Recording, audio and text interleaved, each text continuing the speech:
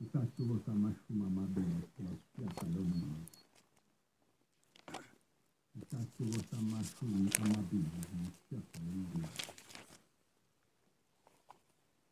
Evesi yesishiyagalombili.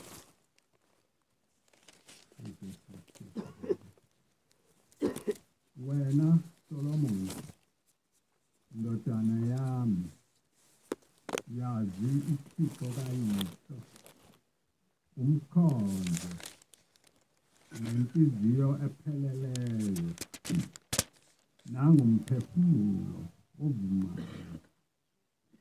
Ngokuba uJehova uhlolisisa izinhliziyo zonke, wazi izizinzo zonke zemicabango. Uma umfuna, uyakumfumana. Uma umdela, uyakulahla ungunaphakade.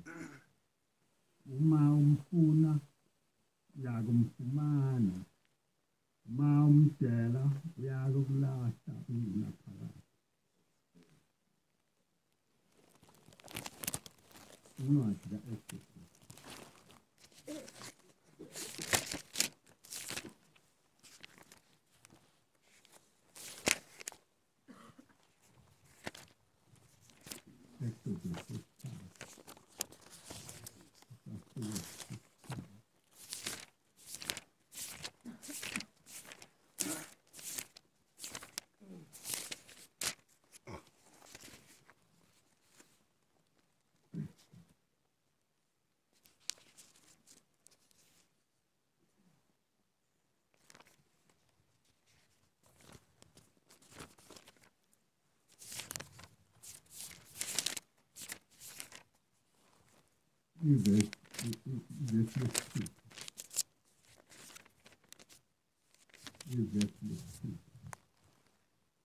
Wathi ngimthixo kayihlo, uThixo ka-Abrahama, uThixo ka-Isaka, noThixo kaJakobe.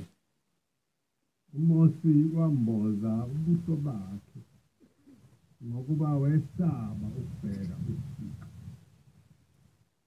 Wathi ngimthixo kayihlo, noThixo ka-Abrahama, uThixo ka-Isaka, noThixo kaJakobe. uMosi wamboza ubuso bakhe ngokuba wesaba ukubheka uThixo.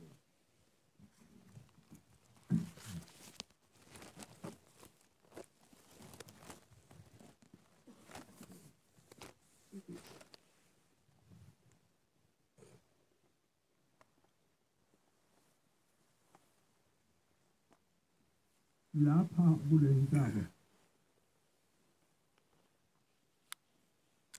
siphelile iminyaka eyikhulu uSembe eza lapho entabeni.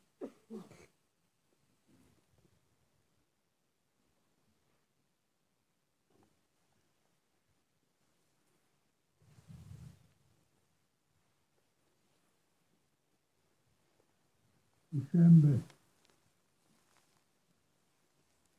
wayelandela izwi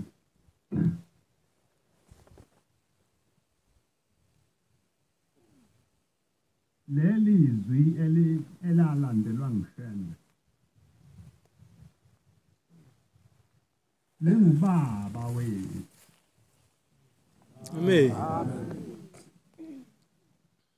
Lafika kuSembe yedwa, alifikanga kuSembe bebaningi, wayeyedwa. Ngakho-ke uSembe uma alizwa leli wayese elilandela, thina samlandela. uSembe ngubaba wethu. Amen.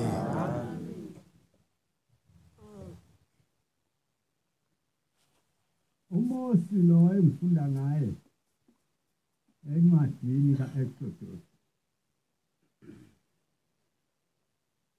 wamenywa wabizwa wakhethwa uNkulunkulu ukuba amenzele umsebenzi wakhe.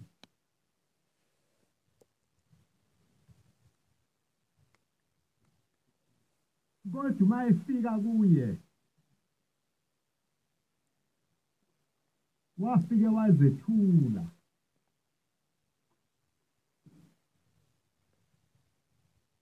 ngoba wayefuna uMosi aphelele. Ngicabanga ukuthi uMosi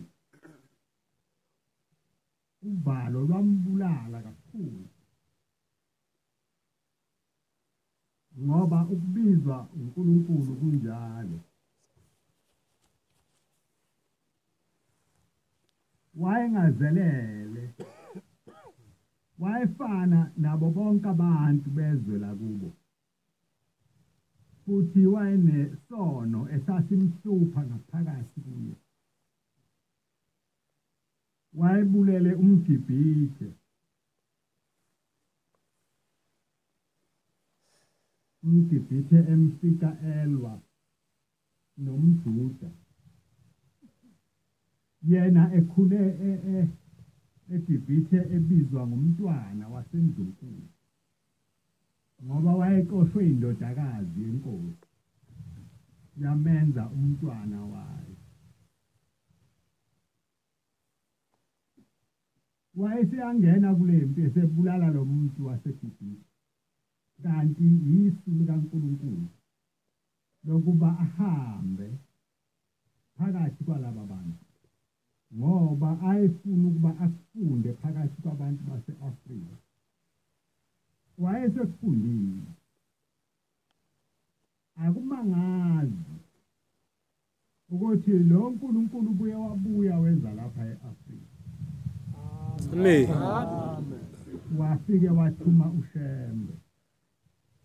Imithetho eminingi ithi inkosi yasePhakameni, imithetho eminingi kaMosi, imithetho yase-Afrika.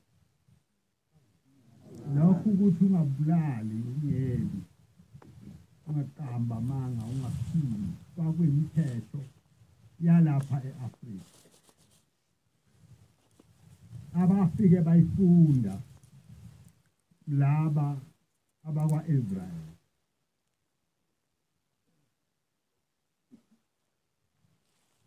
Mase bahamba nayo lento. Ethi inkosi yasePhakameni into abangayifundanga lapha e-Afrika yisabatha kuphela, leli esikulo namuhla. Amen.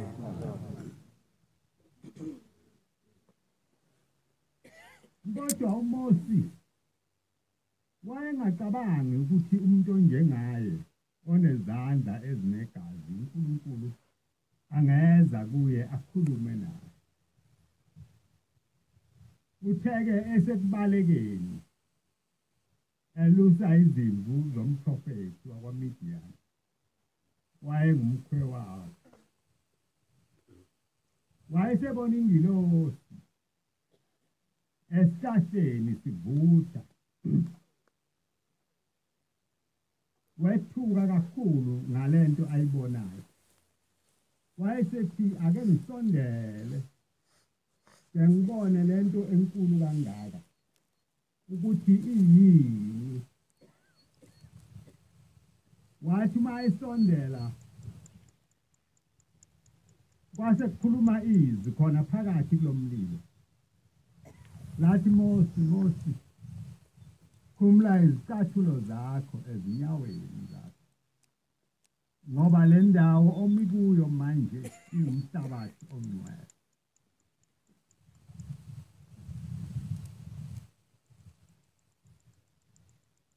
Wayesiyakhuluma kuNkulunkulu esethi ngiNkulunkulu kayini. Le ndaba engikhuluma namhla ngikhuluma ngoba angazi ukuthi uma nithandaza noma nizibika Yena izibike nithini. Niyazi yini ukuthi kufanele nithini uma nizibike? uDavida uma esehamba emhlabeni ubiza umntwana owayezoba inkosi ngemva kwakhe esizweni sakwa-Israyeli. Uthi Solomon, ndodana yami, yazi uNkulunkulu kayihlo. Ilelo gama engithanda ukunivusa ngalo. Ungabi njengoba nithandaza nje, anazi ukuthi nithandaza bani, nibhekeni. Uthi yazi uNkulunkulu kayihlo. Mkhonze ngenhliziyo ephelele nangomphefumulo ovumayo. Uma umazi lo Nkulunkulu uzinikele kuye ngakho konke onakho okusenyameni nokusemphefumulweni. Ngesikhathi sonke wazi ukuthi noma yini engiyiyo noma yini enginayo konke nje okwami ngiphiwa uNkulunkulu kaBaba. Amen. Mina ke njoba nilapha nje njengoba bengisho kini ngithi uNkulunkulu kayihlo wenu usheme. Amen. Uyihlo wenu usheme. Amen. Akuze ngakhulunywa lutho ngomayekisa. Ayikho into ekhulunywayo kuleli bandla ekuphatha umayekisa. Uma ngikhuluma njengoba bengichaza nje ngithi leli izwi elafika kusheme baba wenu lo. Amen. Uyena Abraham wenu, yena Isaka wenu, uyena Jakobe wenu lo. Amen. Ngoba lafika lanikoka lanibiza. Nihamba zonke izindawo kude. Njengoba besihlabelela nje kuseni sithi nanti izwi lommemo. Liyamema bonke abantu. Lafika ke leli izwi lommemo phakathi kwenu. Njengoba sihleli lapha nje akekho umuntu owazi ushembe phakathi kwethu owambonayo. Kodwa leli izwi selokafika ushembe kuleli izwe laseMpumalanga. Nalo moya wakhe naleli izwi elamthumayo akaze ayeke ukushumayela. Thina besiphumule, thina siney'nsuku okwaziwayo ukuthi sawushumayela ngazo. Yena akanjalo, uyashumayela noma sesilele ebusuku. Aphume ahambe eshumayela. Athi mntanami ngilandele, ungubani nani ngisheme. Indaba enkulu leyo. Amen. Baningi abantu njengoba ngihlale ngisho kini, ngiyathanda njalo ukuyisho leyo. Abalapha nje ngenxa yokuthi kwafika ushembe wabashumayela. Amen. Ngisho ukuthi nami ngiyalivuma leli gama elashiwo inkosi yasePhakameni. Ukuthi ningavumi kube khona umuntu lapha othi ningabazi. Akekho umuntu kuleli bandla ongumfundisi. Akekho umuntu ongumshumayeli. Nomkhokheli akanamuntu. Akho umuntu onomuntu. Nonke ningabakashembe. Amen. Yedwa yena owahlupheka ehamba ezula wonke umhlaba, ehamba emqoqo encenga inhliziyo yenu. Baningi abangani benu enibathandayo enifisa sengathi ngabe nihlezi nabo lapha entabeni, kodwa abekho. Noma nikhuluma nabo bayezwa nje kodwa kungangeni endlebeni. kodwa makukhulu ubushembe kuyangena ubone umuntu esethamba nje ungabokhukhumala ma umuntu uthi mawukhuluma avuma ukuza kule nkonzo ubobonga ukuthi inkosi leli talente lilobe nasegameni lami ukuze ngamzukwane ngihambayo futhi noma nginamacala amaningi kodwa mhlawumbe ngaleli talente elilodwa uNkulunkulu angangikhumbula angigeze ezonweni zami. Amen. Abanye abantu ke banjalo maye eshumayeze umuntu uyabasakhamuke athi hayi woza la ufuna ukukhombisa nangu sibani bakhe umuntu wami lo ngamthola endaweni enje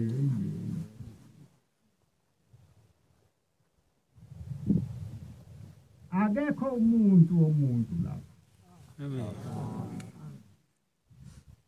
Lokhu kuthi ukusho kukaDavida ukhulu leli gama lakhe elithi mawumfuna uyakumfumana mawumdela uyakukulahla ungunaphakade linjalo ngempela baningi abantu abahluphekayo nabanjani abacabanga ukuthi bahlushwa ezinye izinto kanti bahlushwa ukuthi uNkulunkulu wawuyise sebamlahla abathandazi kuye abaceli kuye uNkulunkulu akabazi bathandaza onkulunkulu babanye abantu bababize baze bakhale izinyembezi omnye azathi ngiyafisa nokuthi ngimbone ngilele aphila impilo yakhe aze afe engakaze ambone kodwa lapha ephakameni lapha eNazaretha ushembe uyabonakala. Amen. Uma inhliziyo yakho iphelele uma inhliziyo yakho emfuna ngakho konke onakho ngeke ungamboni akakhethi nakubantu abanezono uyeza kwabanye abakhokhele kwabanye akhulume okunye lapha kuloku kuhamba kwenu noma umuntu ecelayo uNkulunkulu akuze kungabuza ukuthi unasono sini na hamba uyekele isono sakho kuqala ukuze uNkulunkulu akuphe umntwana cha uNkulunkulu uyabapha abacelayo kuye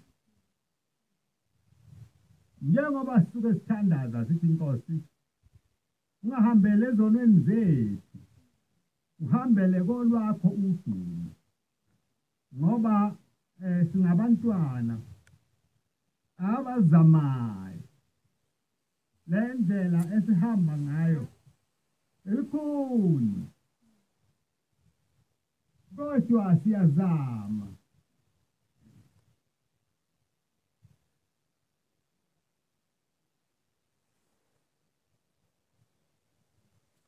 asibo abantu bokuqala ukuhamba kulolu hambo baningi abantu abahambile phambi kwethu abanye bayasafika namanje bathi angafiki ekhaya asho umuntu sekuphela 50 eminyaka kuyenzeka lokho omunye aphiwe amandla okusheshe avuke abuye azokhuluma ukuthi ngenza lokhu ngona lokhu nalokhu omunye umuntu isono sakhe asivume esekhona lapha emhlabeni uNkulunkulu amgeze ngoba uNkulunkulu kulindele ukuba amgeze nonke. Amen. Lokhu akukhethi nomuntu oyembatha ingubo emhlophe nongayembathi. Ma uNkulunkulu ethanda ukugeza esonweni sakho uyakugeza. Njengale ntombazane engikhulume ngayo ngithi ubaba mkhulu wayehamba ngapha ngasengwaqwane eshumayela lona leli vangeli. Wayesefika emzini othile esethi bonke abantu amakhosikazi afuna abantwana aweze sewangenisa endlini eseqale wathandazela. Kodwa wathi mayefika kule ntombazane iwumakoti wayesethi hayi wena mntanami phuma lapha phakathi. Hawu yaphatheka kabi le ntombazane ngoba naye yayifuna ukuphila, ifuna umntwana. Yayisiphuma isihlala lapha eduze kwesango lomuntu. Isikhala wabathandazela laba basele baze baphela. Wayesethi kubuzeleni ukuthi lo okhalayo ukhalelayo. Yayisiphendula le ntombazane. Yathi ngikhala ngoba mina ngiyaliwa. Uma bebizwa abantu bezogezwa mina ngiyaliwa. Njengoba silapha entabeni sizothandaza, sizocela umsa wasezulwini. Amen. Sizocela ukuba singaliwa. Ungathi ma uNkulunkulu efika phakathi kwethu efuna ukusigeza abese kukhetha wena noma angikhethe mina athi wena awuzukugeza. Ngoba ma ungagezwa uNkulunkulu uyawugezwa ngibani? Bani obuya kugeza? Le ntombazane yayisithi cha ngikhala ngoba ngiyaliwa. Uthi ke ubaba mkhulu cha mntanami maye seyibizile ekhuluma naye awaliwa yini? Ngithe mangithi ngisumthandazo kuwe kwaqhamuka isandla sawuphiliza umthandazo wami manje ngizokusiza ngani?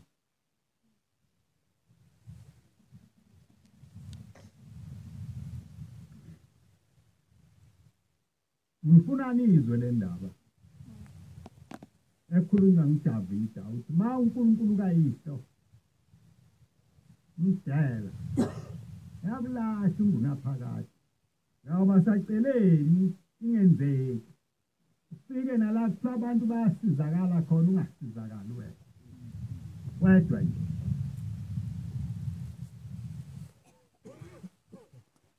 Yayisisheshe icabanga le ntombazane. Yayingakholwa yayingesiyo umNazaretha. Kodwa kwayifikela ngaphakathi emoyeni wayo ngokushesha ukuthi ngiphambi kaNkulunkulu. Kwafika lokho nje ukuthi hayi manje ngiphambi kaNkulunkulu. Yayisithi baba ngicela ukuvuma izono. Ngicela ukuvuma izono. Hawu mntanami wenza sono sini la? Othi la makoti baba ngangisifebe. Ethi ngangiyithande lo muntu. Athi mayithi uyathanda ukungilobola ngemali. Ngithande omunye. Naye lo athi mayithi uyathanda ukungilobola ngimlahle ngithande omunye. Uthi ke kulokhu ngathanda umuntu. Wafika wazongilobola inkomo zangena ekhaya.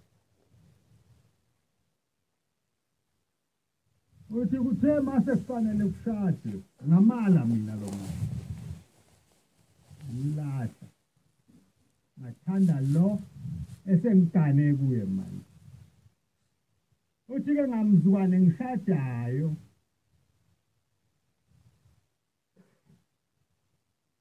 ubaba wathi cha mntanami ngeke ngikushadise wabiza abafowabo wathi ngishadise nini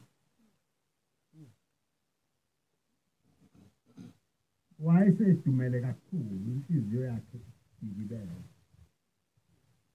wakungasekho kujabula ngalomntwana uthi-ke bathi uma bengikhipha esibayeni uthi ubaba wayesevela ngentuba wathi aphume nobomvu ithi-ke le ntombazane ngalizwa leli gama ngahamba nalo ngaye emendweni kuze kube namhla angimtholi umntwana uma-ke wena le ndoda yayingakholwa kodwa yalibeka leli zwi phezu komntanayo uthini uDavida uthi uma umdela lo uNkulunkulu kayihlo uyakukulahla ungona phakathi lahlala leli gama lamvimba umntwana ngoba laliphuma kuyise wale ntombazana yaze yaba nenhlanhla yabona uShembe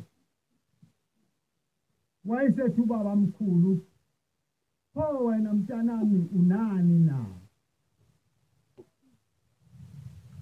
liyathi intombazane baba anginalo anginankukhu anginambuzi wayesethi bengizothi mntanami thatha noma imbuzi noma yini onayo uhambe uye kubaba wakho uyocela intethelelo ucele kuba akugeze leli gama alibeka phezu kwakho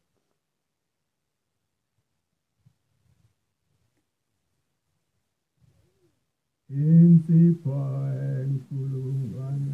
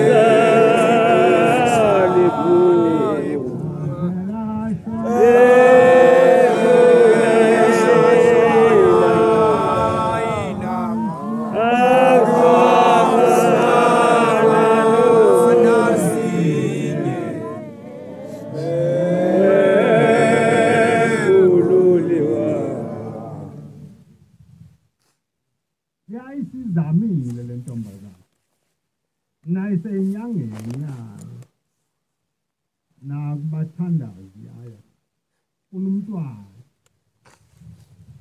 imtholi yendile manje ufuna ukujabula okuphelele kwa wonke amakhosana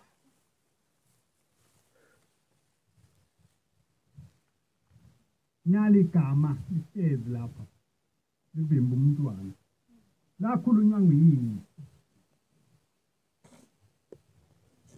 waphuma nalo kubo laba iqalekile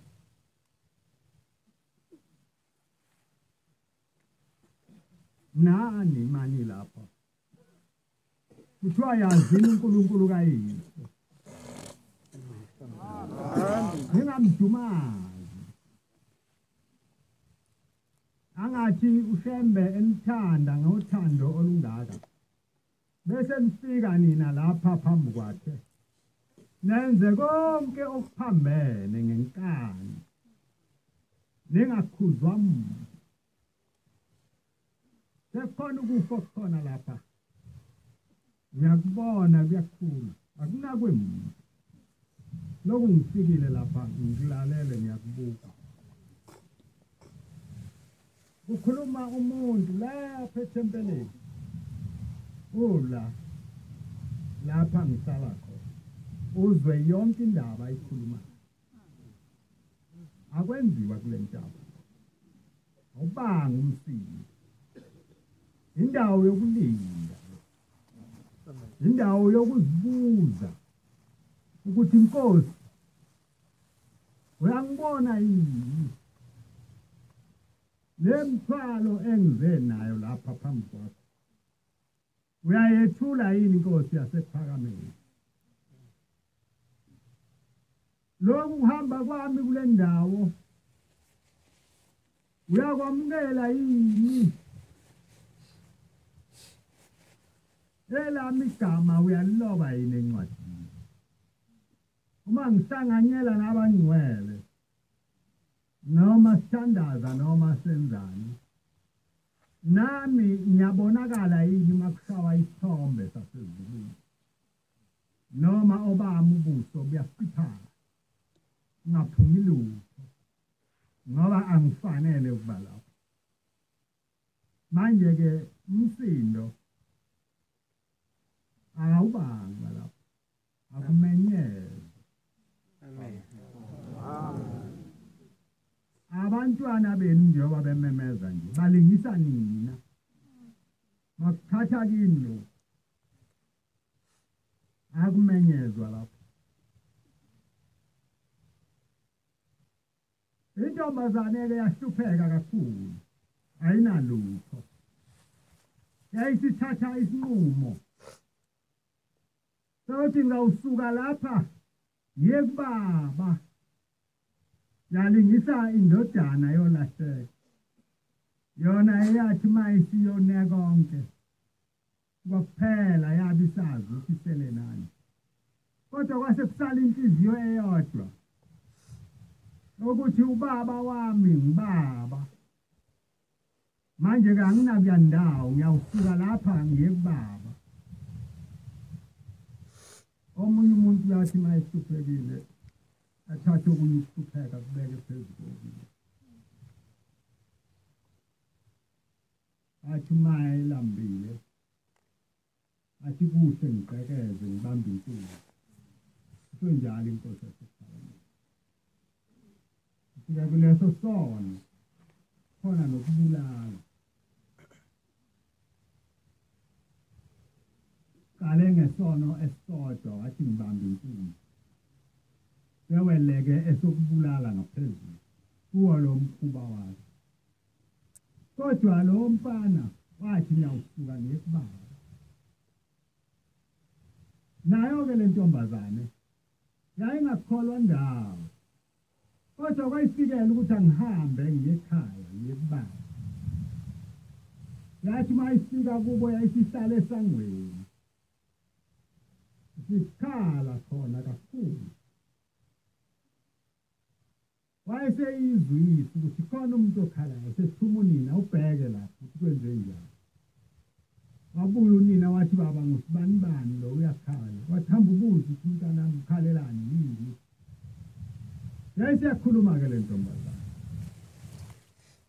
njengoba ngilapha nje ngizocela intethelelo baba angithethelele ngicela sigezelele igama alisho kimi lokuthi aphume nobomvu sengitholile ukuthi njengoba ngamtholi nje umntwana kungenxa yaleso siqaleni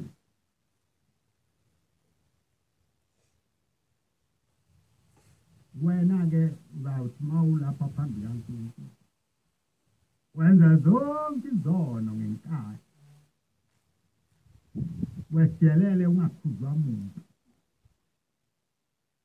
ukuhamba kwakho ungakubali ungakubali ukuhamba kwakho lapha bona kuyakubala bona akulibali uwe noma wena ungabona bonke laba bantu bengelutho bengafanele ukukhuza wena kuyawufika ilanga lapha konke lokhu kuzawukuma phambi kwakho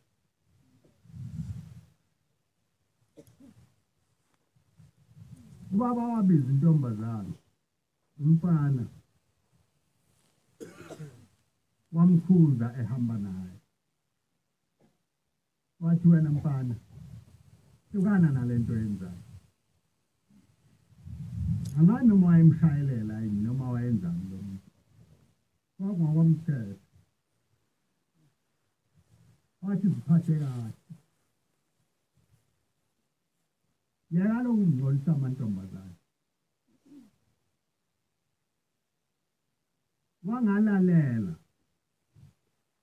wahlala isikhashana wahamba emhlabeni efike eyintandane hlala lapha ephakameni onziwa ngobisi lwakhona lwasezulwini waze wagana kana intombazane yathi mphatha kahle yena hayi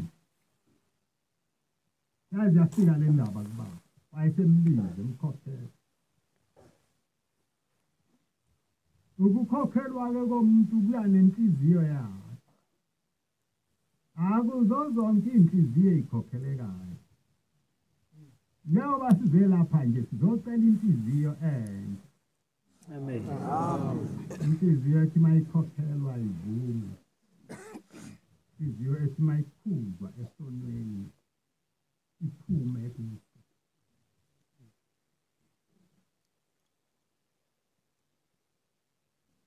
wayese ehamba lo mfana emhlabeni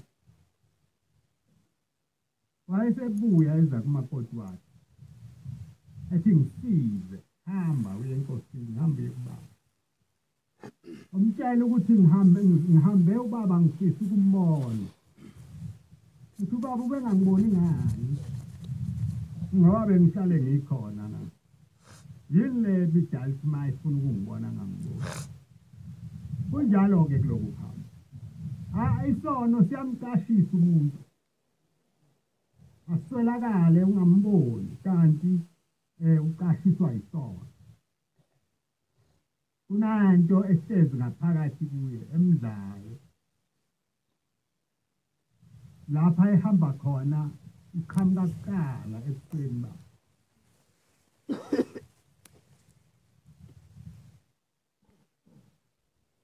othi ngihambe kabi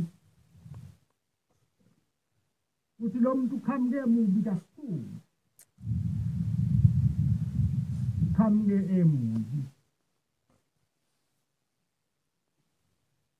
ubudoda bakhe behla ngobuso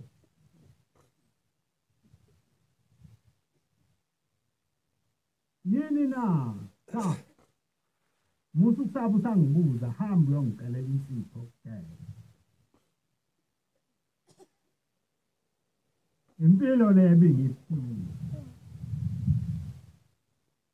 namhlanje iyabuzwa kimi nonke umani lapho yazini uNkulunkulu kayini mkhonze ngenhliziyo ephelele nangomphefumulo ovumayo phefumulo ovumayo-ke yilokhu kuba uma ukhokhelwa ukhokhelele uma umuntu enomphefumulo ongavumi ungeze wamyala akayaleki phefumulo wakhe awuvumi uyagcina kanjalo nalensizwa engezwe manje indaba yangalena-ke ilikhulu ngoba umuntu engabuyanga njalo washo ukuthi hhayi umnikelo wami wamukelekile uye ungamazi ukuthi uphike namhlanje noma ugezekile noma kagezekanga kodwa le ntombazane bengikhuluma ngayo uyise wayibiza wathi mbizeni umntanami ngizwe ukuthi ukhalelani sesikhuluma le ntombazane cha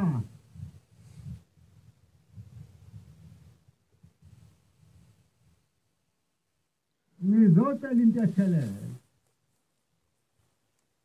ngibone umuntu wakhuluma kanje nami manje ke ngizocela ukugeza nguwe baba geze leli gama owalisho kimi ethi ke indoda hawu mntanami usithathe phela sisangoma esibhula kanje ethi intombazane cha baba sisi sangoma umuntu wasezulwini Amen. ungitshele zonke izono zami manje njengoba ngize kuwe ayesethise esephuma uyise sebamba imbulu sema esibayeni esekhuleka kwabakwabo ethi ngikhulekela lo mntanami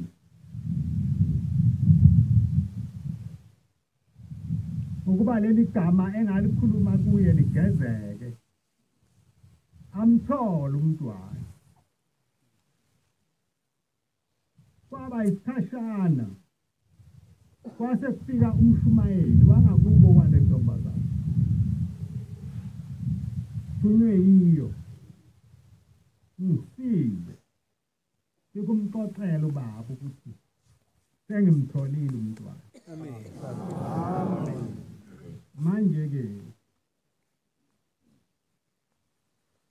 wena ubona ukuthi uzawukweqa kanjani engiqonde ukukhuluma nani ukuthi uma nize lapha nizofuna amandla amakhulu eniwafunayo awekuhlukana nokwenza okungalungile Amen.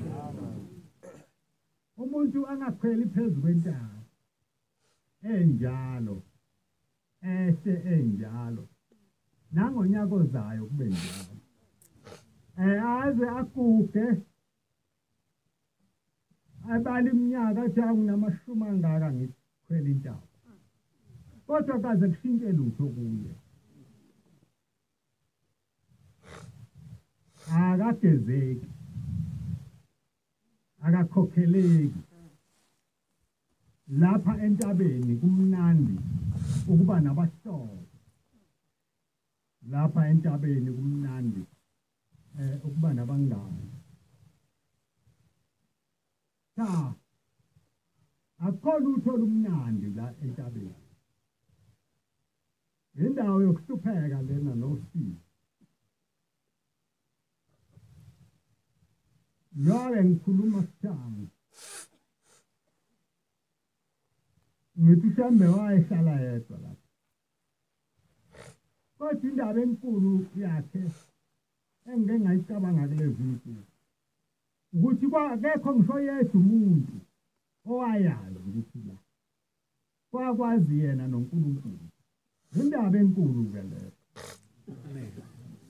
ngoba njengoba silapha nje thina sibikezele nasezihlotsheni zethu zasho ngihamba ngoJanuwari ngiyentabeni kuyaziwa ukuthi silapha mhlambe wafika lana kungazi umuntu ake ucabangeke umuntu mayehlezi la izinsuku engaphezulu kweshumi engazwa umuntu ehleli entabeni la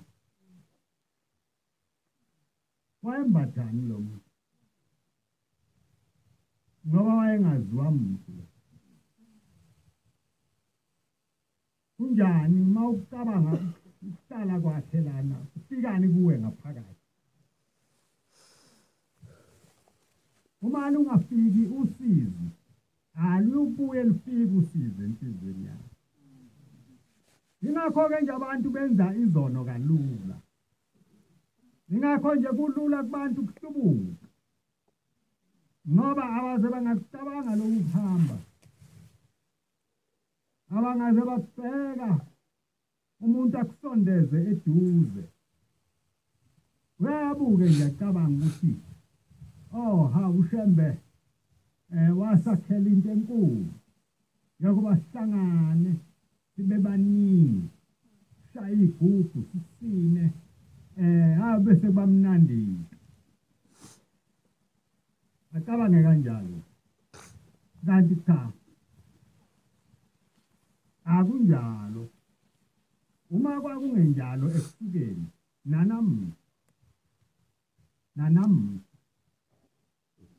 lolu hambo kuseholosizi nenyembezi ngilolu hambo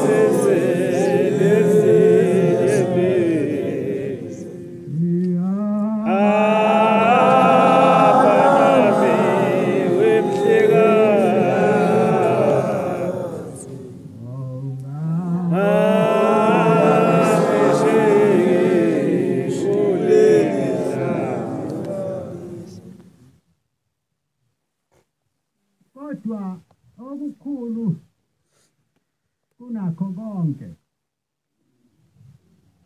uShembe waze wahamba emhlabeni engakaze amsole uNkulunkulu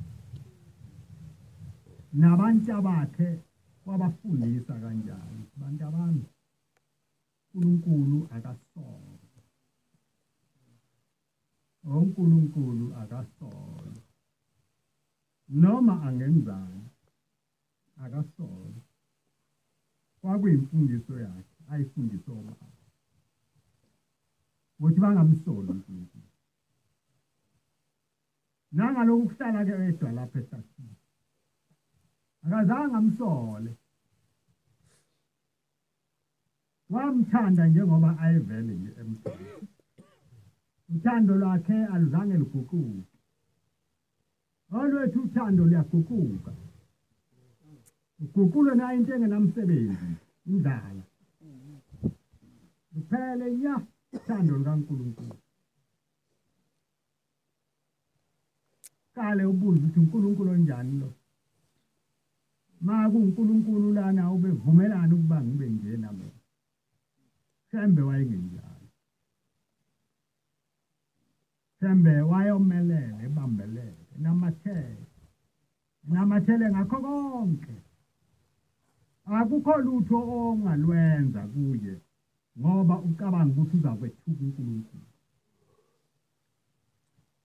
akukho wayemazi lo uNkulunkulu wemethemba enothando lwakhe oluphelele engenakukhohliswa umuntu ngalo nani engathi uNkulunkulu anakhe kabusha nibe ngabantu abasha Amen. lensimbi akhanda ngayo uShembe nani anifakele yona Amen. uNkulunkulu nimazi nimthande niphelele kuye Amen. akukho lutho angeke anwenzele lokho Amen. ezithaza lobu buNazaretha zazingazi ukuthi kuyoshala lesikhathi busekhona kodwa ngenxa yethemba nokukholwa kukaShembe buNazaretha bukhona Amen. bukhona abunyamalele abuyile ndawo.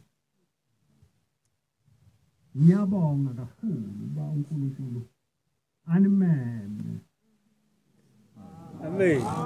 animemele endaweni yakhe eyingcwele. Amen. Sengathi ke lokhu kumenywa kwenu ungangahamba kodwa uhambe nezibusiso Amen. ezivela kuye Amen. namacala eninawo inkosi yasephakameni wathethe Amen. inigeze Amen. inenze nani nivume bama inigeza nigezele. Amen.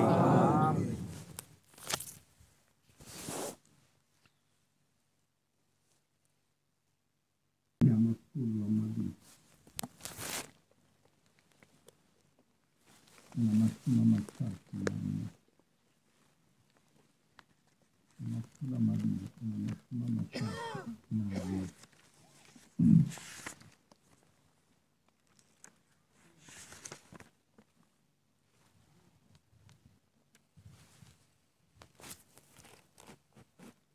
Inkosi isiphakama namhlanje. Amen.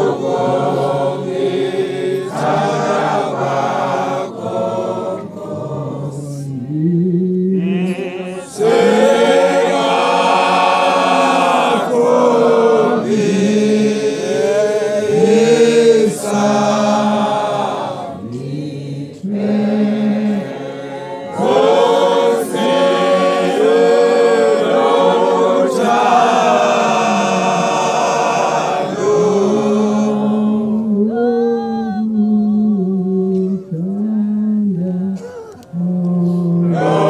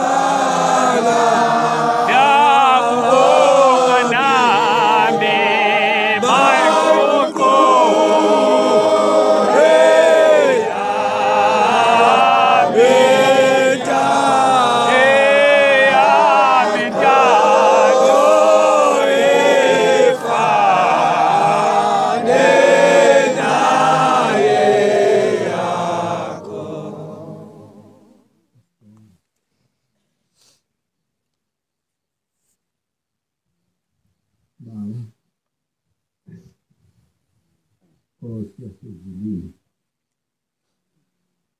phambi kwakho ngokumenywa nguwe usimeme Nkosi ngoba usithanda wasikhetha phakathi kwabanye abantu wathanda Nkosi ukuba sizohlanganyela nawe lapha entabeni.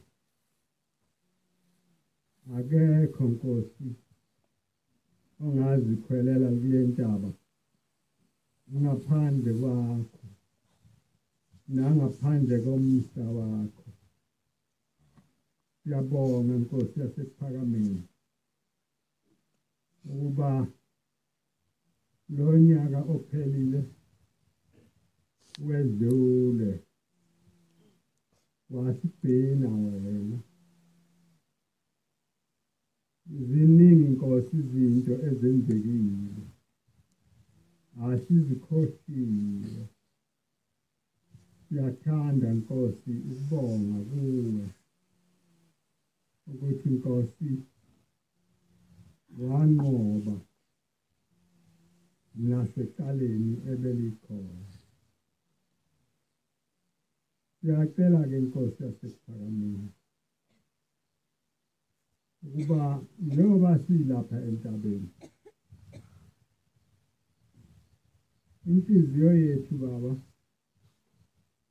beyize nezinto eziningi. Inhliziyo yethu Nkosi bizocela kuningi Nkosi esingenakho.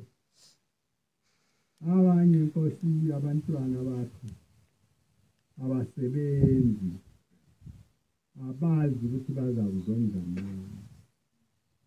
Siyababeka kuwe Nkosi yasePhakameni, bahambele ubaphe wena ngoba wena akukho ongenakho. Abanye Nkosi abanayo imizi, mabakha imizi iyachitheka ayatheki. Siyabacelela kuwe Nkosi ukuthi bakhele wena. Abanye Nkosi abanabo abantwana emizini yabo, wena Nkosi unabo abantwana abaningi. Siyacela ukuthi ubaphe. Abanye Nkosi bazocela impilo, nabo siyababeka kuwe uba ubakhumbule wena ngesandla sakho. Okukhulu Nkosi kakhulu esicela usiphe khona ukuba masisuka lapha entabeni sehla sihambe nenhliziyo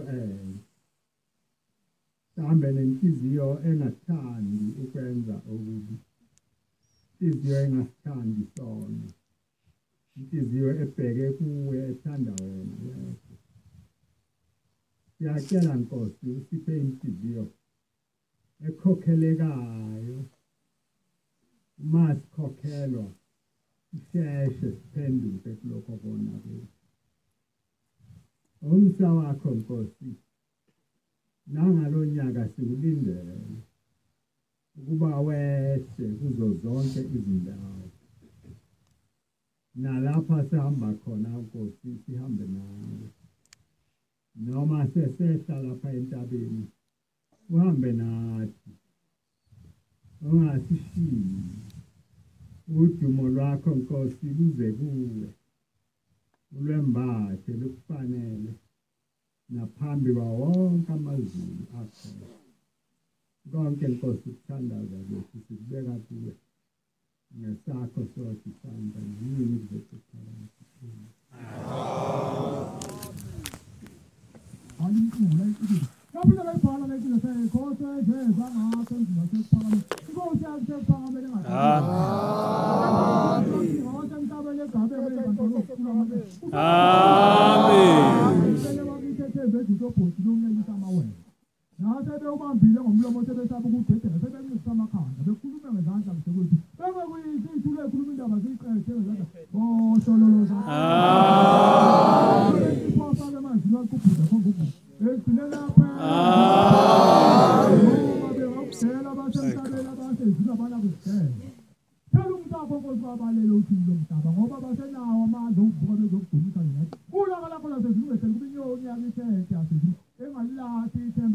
abathe bayibambe yaphuma bayibambe ngabayibambe ngathi umphaka bawugaya baze bawuza bavele bawuchitha ngoba bachithi izothingo nabachithi kulikuta ngakabusenzi ngokuyidinga bakayithi kuba nokhonza isiqa khona wasethi indaba yohofakazi yalithi information umlomo ongathethi nangokuthini ngokopseti unokhawa kuse uthi ngola ushiya bakhala abatsoptamo bathi kuse ngabe ngomthunzazeli umthakathi sothakathi kumhlaba ogupula ubhekisela uvisi namba liyabuka ibokwe ikhabhinethi kamtholoze phito gokholo kwaphuli uphula ongenisa ngedata eningemntakathi wangendaweni ukwabheka waphule ngephuka imgoka imivalelo kupha umphakathi sifaka ezakali bhonga phakathi kanti nje manje indonke sukusengumahlombe endlula sethembe ethi siyavuka yandofakazi yazi kadata wabasendi yazi ngwala okumdala Ramzaneko kwabamhlophe yazi unqobe emakhathini ayaza nongama kwabasoza phila ilethe umncama kwabayisaphoda nakophe liyahlabeleni ilengi suzakho ufana kwamasango nanamsisalele kaloku ubhibhi kwabakamthela nansikela obhekwe ngamehlo izizozane ukubala ekhodi uthi bayatho njengelanga lona limalode emkhathini wezulu osanyela ithemba ngomthandazo esihlangalombili izizozane phelela agasuka amafindo okulangaza eligidi enkulumo yegidi umphulo ongenisanga mkhameloda siphuke izisini zokubambelela umenzelelo ongenamkhulumeli ozenesizo zonke namakhosi omhlaba amhlathela ngayo mnikazi wemhlaba kukugamsini ubambo ongezathi zikwakhe osemakhosi Amen.